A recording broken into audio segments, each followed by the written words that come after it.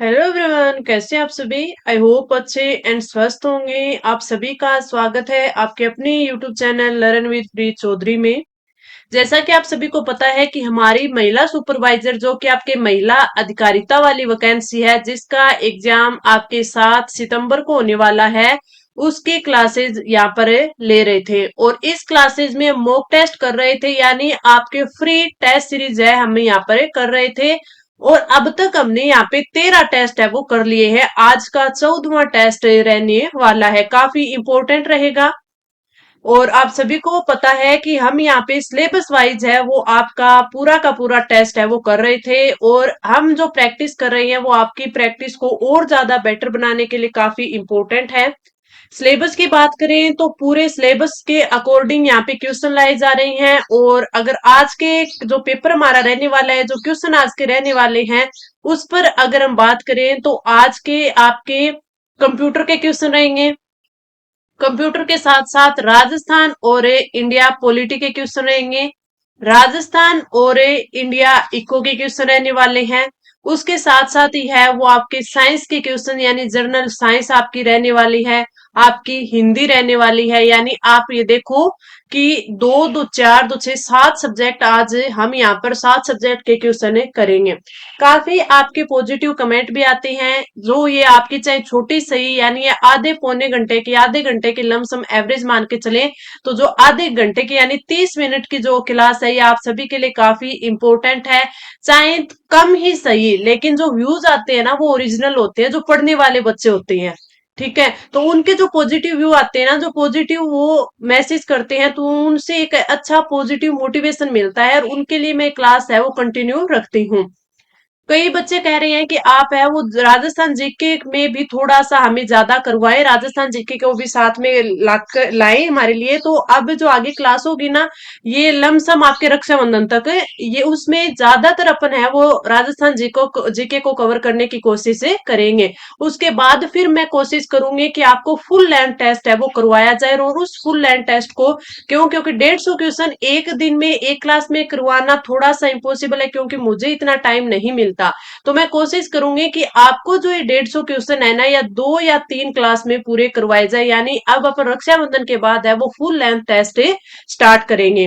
ठीक है, और अगर आपको उससे ज्यादा अगर प्रैक्टिस करनी है तो आप अपनी जो 199 वाली टेस्ट सीरीज है व्याख्या सहित है, वो भी आप परचेज कर सकते हैं। तो चलिए अब अपन स्टार्ट करते हैं अपना आज का टेस्ट। और आज के टेस्ट का जो फर्स्ट क्वेश्चन रहने वाला है वो है आपके कंप्यूटर का। कंप्यूटर साइंस की बात करें तो हर रोज मैं बताती हूँ 15 क्वेश्चन आएंगे, और आपके कितने, आपके 30 मार्क्स के आएंगे। एक चीज और, जो पीछे अपना महिला सुपरवाइजर का एग्जाम था ना, उसमें मैं हर बार आपको बताती थी कि पार्ट ए में ये आपका सिलेबस है, पार्ट बी में ये है, ये जो टॉपिक है ये आपके इतने नंबर का है। फिर भी कई बच्चे ऐसे थे जिन्होंने गलती क्या की कि उन्होंने की नेगेटिव मार्किंग सोच ली, और वो कुछ क्वेश्चन करके नहीं आए। तो अब मैं बार बार हर एक टेस्ट में आपको बार बार टेस्ट शुरू करने से पहले ही बताती हूँ, इसमें नेगेटिव मार्किंग है। आपको 5वें ऑप्शन यानी ऑप्शन ई पर विशेष ध्यान देना है। ठीक है, इसलिए ज्यादा से ज्यादा प्रैक्टिस आपको करनी चाहिए। हमारा फर्स्ट क्वेश्चन है कि एक्सेल के कॉलम में लिखे गए डाटा के अनुसार कॉलम की विड्थ करने के लिए निम्न में से कौन सा विकल्प उपयोग किया जाता है। आपका जो कंप्यूटर है उसमें आप MS Word, MS Excel, MS PowerPoint, इन तीनों को अच्छे से कवर कर लेना। जो जो इनके बेसिक क्वेश्चन होते हैं ना, वो काफी इंपॉर्टेंट रहने वाले हैं। ठीक है, तो इनके वो क्वेश्चन आपको अभी से कवर कर लेनी है। अगर इसमें बात करें कि मान लो कि अपन ने एक्सेल में कोई भी सीट तैयार कर रहे हैं, और उसमें जो अपन डाटा लिख रहे हैं ना, तो वो जो सेल का डाटा है, यानी ऐसे आपका कोई सेल बना हुआ है, ठीक है, इस सेल में वो डाटा आ नहीं रहा है, यानी ये सेल छोटा पड़ रहा है, तो इस कॉलम की जो विड्थ है ना वो बढ़ानी है। तो उसके लिए अपन को क्या करना होता है, उसके लिए अपन ने ऑटो फिट कॉलम विड्थ वाला ऑप्शन चूज करना होता है। तो राइट आंसर आपका ऑप्शन 2 हो जाएगा। आगे बढ़ेंगे, और अगला जो अपना क्वेश्चन है कि निम्न में से कौन सा टैब है वो एक्सेल की टैब बार में नहीं होता। एक्सेल की टैब बार में नहीं होता। डाटा, रिव्यू, फॉर्मूला और डिजाइन। तो अगर अपन एक्सेल की टैब बार की बात करें तो उसमें आपका फोर्थ जो आपका डिजाइन दिया हुआ है ये नहीं होता। डाटा भी होता है, रिव्यू भी होता है, फॉर्मूला भी होता है, लेकिन डिजाइन नहीं होता। ये डिजाइन है ये आपके एमएस वर्ड में होता है, एमएस वर्ड में होता है। इसमें एमएस वर्ड की बात करें तो सबसे पहले आपका फाइल आता है, उसके बाद आपका होम आता है, उसके बाद आपका इंसर्ट आता है, इंसर्ट के बाद है ड्रा आता है, और ड्रॉ के बाद है आपका क्या आता है, डिजाइन आता है। ड्रॉ के बाद क्या आता है, डिजाइन आता है। उसके बाद layout, reference, mailing, review, view, help, ये सब चीजें आती है। लेकिन आपको जो ऑप्शन में दिया है डिजाइन है, ये कितने नंबर पे आता है, 1 नंबर पे फाइल, 2 नंबर पे होम, 3 पे इंसर्ट, 4 पे ड्रॉ और 5 पे डिजाइन आता है। ये कौन से आता है, ये आपके एमएस वर्ड की टास्क बार में, टेबल बार में आता है। तो आपका राइट आंसर ऑप्शन फोर्थ हो जाएगा। हर क्वेश्चन को मैं इजी वे में पूरा अच्छे से समझाने की कोशिश करती हूँ, फिर भी अगर कुछ समझ में नहीं आता है तो आप कमेंट करके पूछ सकते हो। अब स्टार्ट करते हैं अपन राजस्थान की ज्योग्राफी, और ये जो हमारा राजस्थान ज्योग्राफी का आज का जो फर्स्ट क्वेश्चन है वो पर्यटन से रिलेटेड है। निम्नलिखित कथनों पर विचार करना है और सत्य कूट का चयन करना है। मोहम्मद यूनुस समिति की सिफारिश पर पर्यटन को उद्योग का दर्जा दिया गया। पर्यटन को उद्योग का दर्जा देने वाला राजस्थान भारत का प्रथम राज्य है। इसमें अपन को ये देखिए, नीचे आपको कूट दिया गया है और इस कूट में से राइट आंसर हमें चुनना है। अगर अपन इन दोनों कथनों की बात करें तो आपके दोनों के दोनों कथन है वो सही हैं। पर्यटन विभाग की अपन बात करें तो सबसे पहले अपन को याद रखना है कि जो पर्यटन विभाग है इसकी स्थापना है वो 1956 में की गई। उसकी स्थापना कब की गई, 1956 में की गई। फिर उसके बाद अगर अपन देखें तो जो मोहम्मद यूनुस समिति है उसकी सिफारिश पर है वो पर्यटन को उद्योग का दर्जा दिया गया। देश का जो पहला राज्य अपना राजस्थान है जो कि पर्यटन को उद्योग का दर्जा दे दिया गया था, तो पर्यटन को उद्योग का दर्जा देने वाला राजस्थान भारत का फर्स्ट यानी प्रथम राज्य है। एक चीज और याद रखना, एक बार कई बार पर्यटन का जो टॉपिक है ना इसमें से आपसे क्वेश्चन एक पूछा जाता है, वो कौन सा पूछा जाता है, वो पूछा जाता है आपके पेइंग गेस्ट योजना।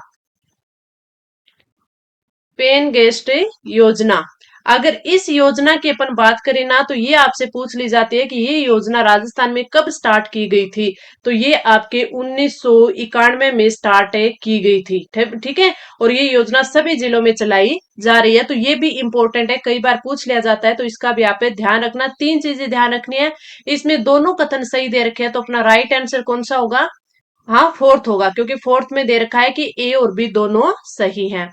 आगे बढ़ते हैं, अगला अपना क्वेश्चन है, निम्नलिखित में से सत्य कथन का चयन करें। हाड़ौती का पठार अरावली पर्वतमाला तथा विंध्याचल के मध्य एक संक्रांति प्रदेश है। हाड़ौती पठार में ज्वालामुखी क्रिया से निकले लावा के विखंडन से लाल मृदा का विस्तार है।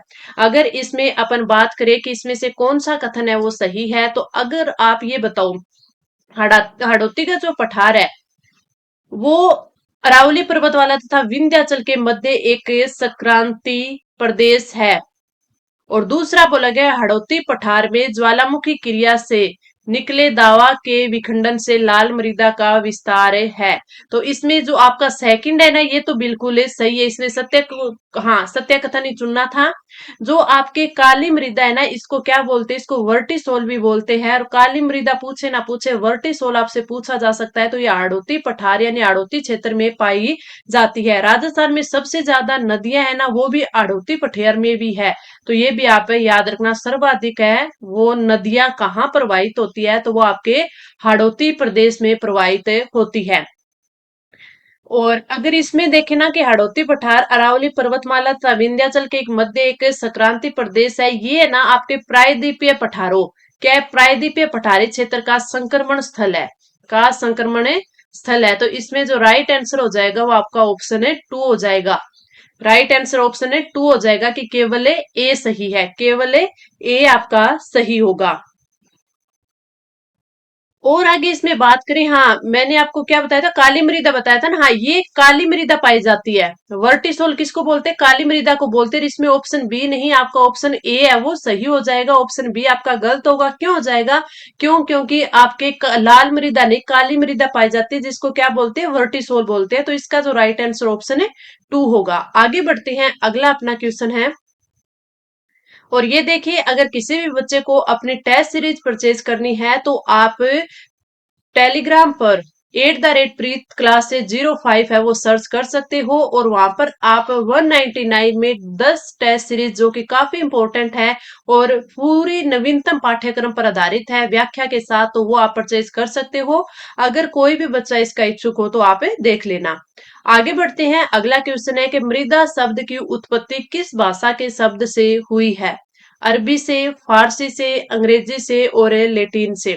अगर मृदा की बात करें ना, तो मृदा शब्द की उत्पत्ति है वो लैटिन भाषा से हुई है, और लैटिन भाषा का शब्द कौन सा? सोलम। कौन सा? सोलम। सोलम शब्द से हुई है, जिसका अर्थ क्या निकलता है? इसका अर्थ निकलता है फर्श। इसका अर्थ क्या निकलता है? फर्श निकलता है। मृदा के वैज्ञानिक है जो अध्ययन करते हैं, तो आप याद रखना, कई बार पूछ लिया जाता है कि मृदा के अध्ययन को क्या कहा जाता है, तो इसके अध्ययन को है वो पेडोलॉजी कहा जाता है। तो ये भी आपको ध्यान रखना है, क्या कहा जाता है? पेडोलॉजी। राजस्थान में मृदा में अत्यधिक विविधता पाई जाती है, ये भी आप सभी को पता है। इस क्वेश्चन का राइट आंसर आपका ऑप्शन है फोर्थ हो जाएगा।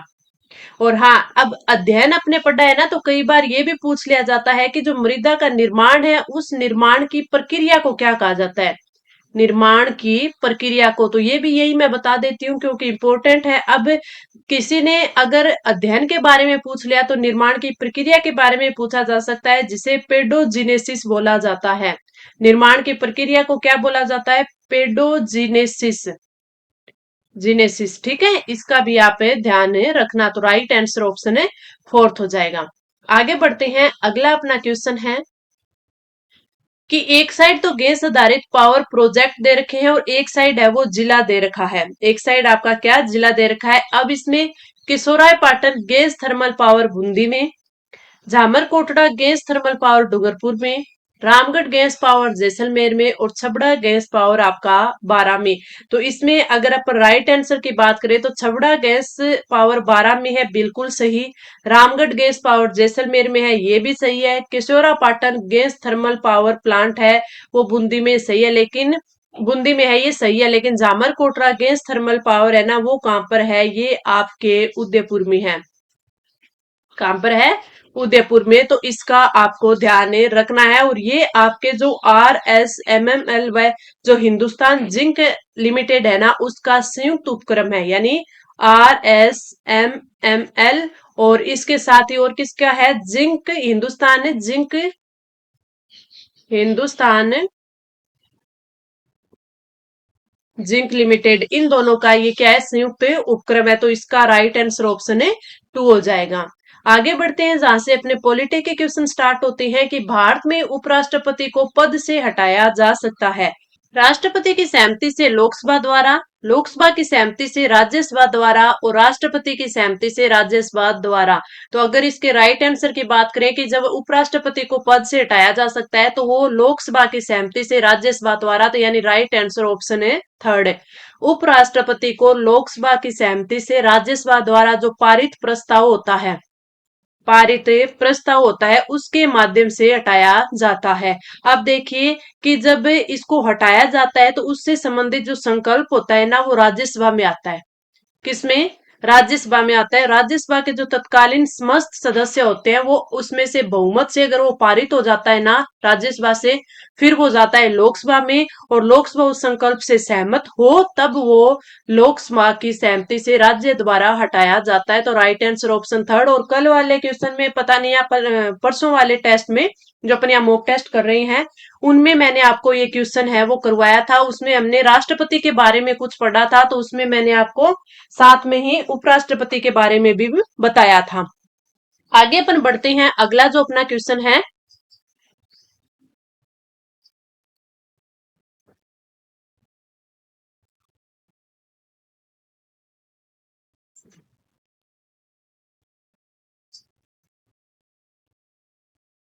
संसद में बजट संबंधित प्रक्रिया के विषय में मांग की राशि को घटाकर 1 रुपया करना है को इसको क्या कहा जाता है? यानी जो मांग की राशि को घटाकर 1 रुपया करना क्या कहलाता है? आर्थिक कटौती प्रस्ताव, नीति कटौती प्रस्ताव, आधारभूत कटौती प्रस्ताव और सांकेतिक कटौती प्रस्ताव। तो आपका जो राइट आंसर हो जाएगा ना, वो हो जाएगा ऑप्शन 2। नीति कटौती प्रस्ताव।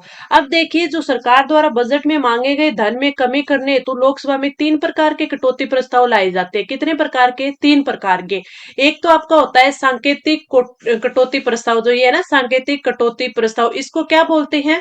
इसको आप टोकन कट, टोकन कट भी बोलते हैं। यानी सरकार द्वारा मांगे गए धन में से, सरकार द्वारा मांगे गए धन में से 100 रुपए की कमी करने हेतु लगाया गया जो प्रस्ताव है ना, वो टोकन कट यानी सांकेतिक कटौती प्रस्ताव कहलाता है। उसके बाद आपका आता है इकोनॉमिक कट यानी मितव्ययता। एक आता है मितव्ययता, मितव्ययता कटौती प्रस्ताव। और इसको और अपन क्या बोलते हैं? Economic, economic cut, economic cut है। तो ये क्या होता है कि जब सरकार द्वारा मांगे गए धन के स्थान पर कुछ मात्रा की कमी करने हेतु जो लाया जाने वाला जो प्रस्ताव है ना, वो कहलाता है आपका मितव्ययता कटौती प्रस्ताव। ठीक है। और एक आता है आपका नीति कटौती प्लस प्रस्ताव यानी आपका पॉलिसी, आपका क्या आ जाएगा? पॉलिसी कट आ जाएगा, पॉलिसी कट आ जाएगा। तो वो क्या होता है? इसमें जो सरकार द्वारा मांगा गया धन है ना, उसके स्थान पर मांगी गई राशि को घटाकर 1 रुपया करना प्रस्ताव है, वो क्या कहलाता है? नीति कटौती प्रस्ताव। तो राइट आंसर ऑप्शन है 2 हो जाएगा। तो इसमें मैंने आपको क्या बता दिया? 3 प्रकार के सांकेतिक कटौती प्रस्ताव, पॉलिसी कट और इकोनॉमिक कट। तो ये तीनों आपको ध्यान रखना है।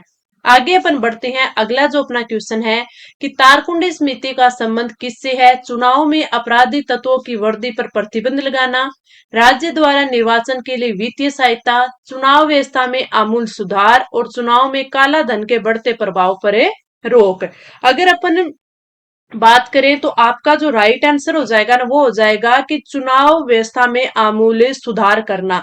चुनाव सुधार हेतु एक दो और समितियां हैं वो गठित की गई है, कई समितियां हैं जो गठित की गई हैं। लेकिन अपन बात करते हैं आपके तारकुंडे समिति की, तारकुंडे समिति की। तो इसमें आपसे ये भी पूछा जा सकता है कि जो तारकुंडे समिति है, वैसे इसका पूरा नाम है वी एन ए तारकुंडे समिति, तारकुंडे समिति। सबसे पहले बात तो इसके आती है कि इसका गठन कब किया गया था? तो 1980 में इस समिति को बनाया गया था।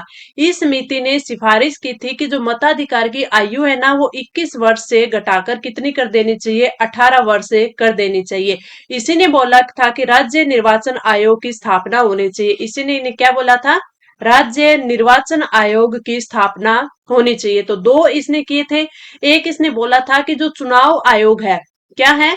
चुनाव आयोग। तो उस चुनाव आयोग को बहुसदस्यीय बनाया जाए, उसको क्या बनाया जाए? बहुसदस्यीय बनाया जाए। जो उम्मीदवार होते हैं उनके व्यय का लेखा जोखा रखना चाहिए और जो रेडियो और दूरदर्शन है उस पर प्रचार हेतु समय दिया जाना चाहिए। तो वेरी इंपॉर्टेंट है, इसकी चारों की चारों किसने क्या क्या सिफारिशें की थी? जो आपकी वीएन तारकुंडे समिति है वो 1980 की है।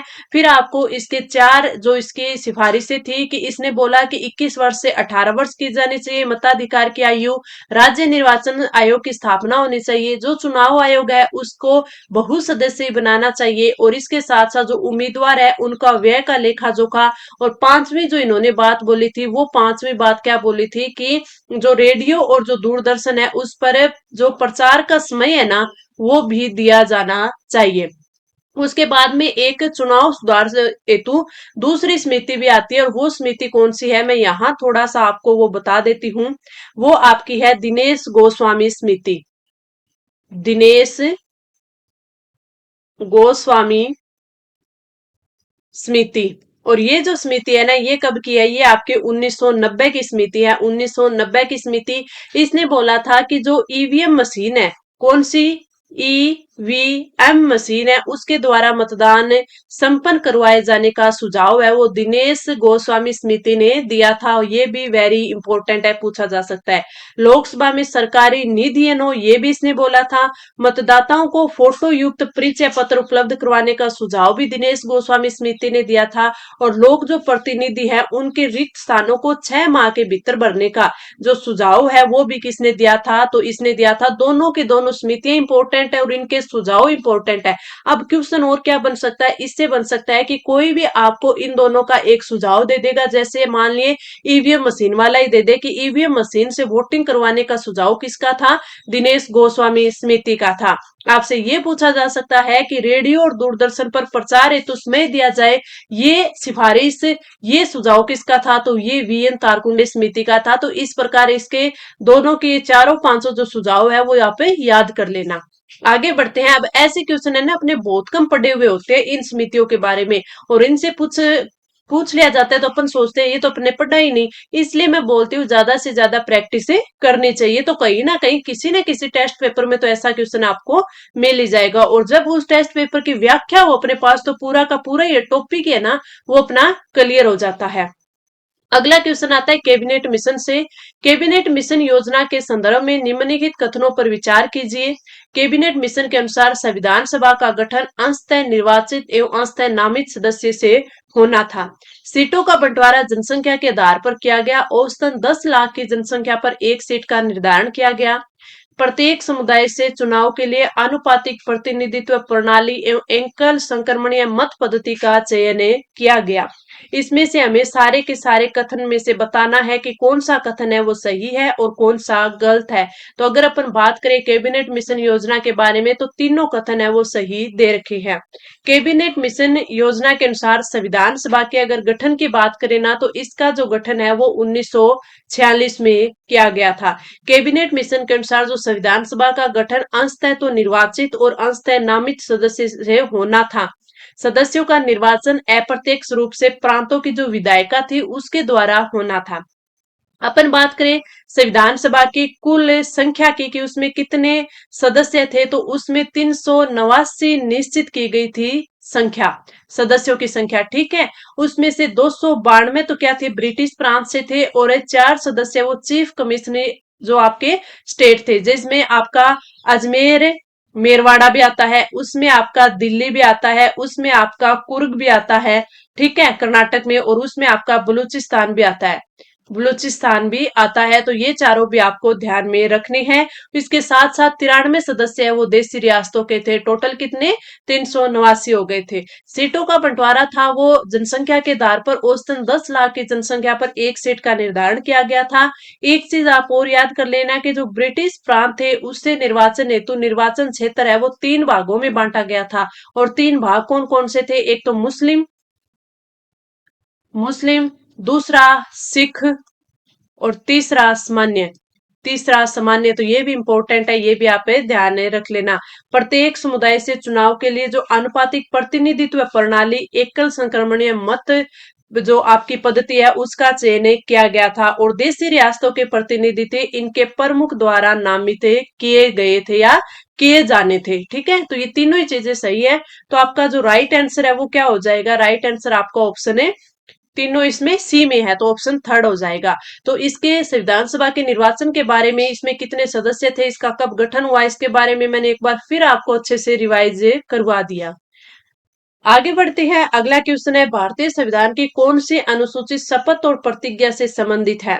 अनुसूची फर्स्ट, सेकंड, थर्ड और फोर्थ। अगर अपन बात करें अनुसूची की तो जो आपकी अनुसूची है वो आपकी थर्ड, जिसमें पदाधिकारियों द्वारा ग्रहण करने पद ग्रहण करने से पूर्व ली जाने वाली जो शपथ है ना, शपथ या फिर उसको क्या बोलते हैं, प्रतिज्ञान बोलते हैं, प्रतिज्ञा बोलते हैं, उसका उल्लेख किया गया है। इसमें अब आपसे ये पूछा जा सकता है कि इसमें कौन कौन से पदाधिकारी आते हैं। तो पदाधिकारी का भी आपको ध्यान रखना है। इसमें उच्च न्यायालय के जो न्यायाधीश है सुप्रीम कोर्ट के, और सॉरी उच्च न्यायालय के यानी आपके कौन से, आपके हाई कोर्ट के जो न्यायाधीश है, राज्य विधानमंडल के जो सदस्य हैं, राज्य विधानमंडल के जो सदस्य हैं वे सुप्रीम कोर्ट के भी न्यायाधीश इसी में आते हैं। इसके साथ साथ जो महालेखा परीक्षक है, संसद के सदस्य है, और संसद के चुनाव के जो प्रत्याशी है, संघ के मंत्री है, राज्य विधानमंडलों के चुनाव के प्रत्याशी है, सारे के सारे पदाधिकारी है वो इसमें आते हैं। तो ये भी आपको ध्यान रखना है। इस क्वेश्चन का ऑप्शन थर्ड हो जाएगा। अब आगे अपना क्वेश्चन आता है, वो आता है इको से रिलेटेड, और इसमें जो फर्स्ट क्वेश्चन दिया हुआ है वो आपका दिया गया है कि ऐसे वे जिनसे सरकार की न तो उत्पादन क्षमता का विस्तार होता है और न ही भविष्य में अतिरिक्त आय का सूजन होता है, कहलाता है। राजस्व व्यय, पूंजीगत व्यय, आयगत व्यय और इनमें से कोई नहीं। तो आपका जो राइट आंसर हो जाएगा वो हो जाएगा ऑप्शन ए, फर्स्ट हो जाएगा। ये सूजन है, ये सर्जन है। क्या है? सर्जन। तो इसमें अगर राजस्व व्यय की बात करें तो राजस्व व्यय ऐसे व्यय होते हैं जिससे सरकार की न तो उत्पादन क्षमता का विस्तार होता है, नई न ही भविष्य में अतिरिक्त आय का सर्जन होता है, निर्माण होता है। सरकार द्वारा उठाए गए वैसे भी सभी व्यय है वो राजस्व किस्म अथवा बाध्यकारी किस्म के होते हैं। तो ये भी आपको याद रखना है। तो राइट आंसर ऑप्शन ए हो जाएगा। आगे बढ़े, अगला जो अपना क्वेश्चन है कि कृषि क्षेत्र की आय की गणना के लिए किस विधि का प्रयोग किया जाता है? व्यय विधि का, उत्पादन विधि का, और आय विधि का, या सामाजिक लेखा विधि का। तो आपका जो राइट आंसर है वो हो जाएगा ऑप्शन टू, उत्पादन विधि का। कृषि क्षेत्र की आय की गणना के लिए उत्पादन विधि का प्रयोग है वो किया जाता है। इस जो पद्धति है या फिर ये विधि है, इसके अंतर्गत किसी अर्थव्यवस्था में एक वर्ष में जो वस्तुओं और सेवाओं का जो उत्पादन होता है और उनके कुल मूल्य को जोड़ा जाता है। उत्पादन और कुल मूल्य को जोड़ा जाता है, जोड़ा जाता है। तो ये आप याद रखना। राइट आंसर आपका क्या हो जाएगा? ऑप्शन टू, उत्पादन विधि आ जाएगा। अगले क्वेश्चन पे चलते हैं और अगला क्वेश्चन जो आपका है वो ग्रीन एग्रीकल्चर प्रोजेक्ट से संबंधित है कि ग्रीन एग्रीकल्चर प्रोजेक्ट के संदर्भ में कथनों पर विचार करना है। इस प्रोजेक्ट को राष्ट्रीय मरु उद्यान क्षेत्र में जैव विविधता और वन परिदृश्यों के संरक्षण के लिए चलाया गया। बिल्कुल सही है। इस प्रोजेक्ट में सामुदायिक चारागाह प्रबंधन पद्धति को अपनाया गया, ये भी सही है। इसका वित्तीय नाबार्ड द्वारा किया जा रहा है, क्या ये सही है? तो ये आपका गलत है। ये जो प्रोजेक्ट है ये कृषि और जो खाद्य संगठन की ग्लोबल एनवायरमेंट फैसिलिटी है उसके द्वारा, यानी आपकी कौन सी है? GEF, ग्लोबल एनवायरमेंट फैसिलिटी है, इसके द्वारा वित्त पोषित है, न कि नाबार्ड के द्वारा। तो ये आपका गलत हो जाएगा। बाकी इसके दोनों के दोनों है वो सही है। तो राइट आंसर आपका क्या हो जाएगा? ए और बी जिसमें आ रहा है, ए और बी आपके ऑप्शन फर्स्ट में ही आ रहा है, ए और बी। तो आपका ये सही हो जाएगा, सिर्फ गलत ये है। तो ये इसको ध्यान में रखना है कि GEF के द्वारा वित्त पोषित है। GEF का भी आपको याद रखना है, ये प्रोजेक्ट है वो कृषि जो खाद्य संगठन की ये संस्था है, ग्लोबल इन्वायरमेंट फैसिलिटी। ठीक है, ये इसको वित्त पोषित करती है। अब अपन चलते हैं आगे और यहाँ से अपने जर्नल साइंस के क्वेश्चन है वो स्टार्ट होते हैं। और जर्नल साइंस की बात करें तो अपना जो फर्स्ट क्वेश्चन है वो आपको दिया गया है प्रेक्षण यान से रिलेटेड। सूची फर्स्ट में दिए गए हैं और इससे सूची सेकंड दिए गए हैं, इनका मिलान करना है। अब अपन को बोला गया है कि देखें कि इस साइड जो उपग्रह दे गए है ना ये, और इस साइड जो प्रेक्षण यान दे गए हैं, तो वो दर्शाने के कौन सा उपग्रह किस यान से भेजा गया है। जी सेट जी सेट 6A की बात करें तो ये GSLV-F08 से भेजा गया है, बिल्कुल सही है। INS-IC से बात करें तो ये आपकी PSLV-C40 से भेजा गया है, बिल्कुल सही है। स्केट सेट फर्स्ट की बात करें तो ये आपकी PSLV-C35 से भेजा गया है, ये भी बिल्कुल सही है। EOS-01 की बात करें तो ये आपके PSLV-C49 से भेजा गया है, यानी आपके ए में फर्स्ट, बी में सेकंड, सी में थर्ड और डी में फोर्थ। ये जो नीचे आपको कूट दिया हुआ होगा वो आपका राइट हो जाएगा, वो कूट आपका राइट हो जाएगा। तो आपका राइट आंसर ये है। आगे बढ़ते हैं। अगला जो क्वेश्चन है वो आपके शॉर्ट सर्किट से संबंधित है, यानी लघु पथन से संबंधित है कि लघु पथन के समय परिपथ में धारा हो जाती है, यानी धारा में पर्याप्त कमी हो जाती है, बहुत अधिक बढ़ जाती है, या परिवर्तित ही नहीं होती है, निरंतर परिवर्तित होती रहती है। सबसे पहले अपन अगर शॉर्ट सर्किट की बात करें तो कभी कभी जो विद्युत में या फिर उदासीन तार होते हैं तो उनमें कोई खराब भी आ जाती है। तो खराब तारों के कारण में आपस में जो संपर्क में आ जाते हैं ना, तो ऐसा होने से जो परिपथ होता है, क्या होता है? परिपथ होता है, उसका जो प्रतिरोध होता है, परिपथ का प्रतिरोध होता है वो लगभग क्या हो जाता है? शून्य हो जाता है। क्या हो जाता है? लगभग शून्य हो जाता है। और ऐसा होने पर प्रतिरोध के परिपथ का जो लगभग शून्य होता है, ऐसा होने से जो धारा है ना वो अत्यधिक बढ़ जाती है, यानी अत्यधिक प्रवाह उसका हो जाता है, तो बहुत अधिक बढ़ जाती है, जिससे शॉर्ट सर्किट होता है। तो इसमें क्या बोला है? लघु पथन के समय परिपथ में धारा बहुत अधिक बढ़ जाती है, यानी राइट आंसर ऑप्शन है बी हो जाएगा।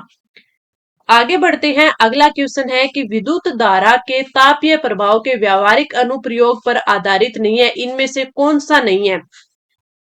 तो इसमें अगर अपन बात करें इलेक्ट्रिक टोस्टर, इलेक्ट्रिक केतली, इलेक्ट्रिक घंटी और इलेक्ट्रिक हीटर, तो इसमें आपका जो राइट आंसर होगा वो हो जाएगा ऑप्शन सी, इलेक्ट्रिक घंटी। विद्युत ऊर्जा के जो प्रतिरोधक में प्रभावित होने से उसका जो क्षय होता है, उसके कारण ताप ऊर्जा का उत्पन्न होना विद्युत धारा का तापीय प्रभाव होता है। तो ये आपको पता चल गया तापीय प्रभाव क्या होता है। उसके बाद उसके एग्जाम्पल अपन देख ले, तो जैसे विद्युत बल्ब हो गया, विद्युत बल्ब हो गया, फिर है उसके बाद में विद्युत आयरन, विद्युत आयरन, उसके बाद विद्युत हीटर भी आ जाता है, विद्युत हीटर आ जाता है, उसके बाद विद्युत टोस्टर आ जाता है, विद्युत केतली आ जाती है।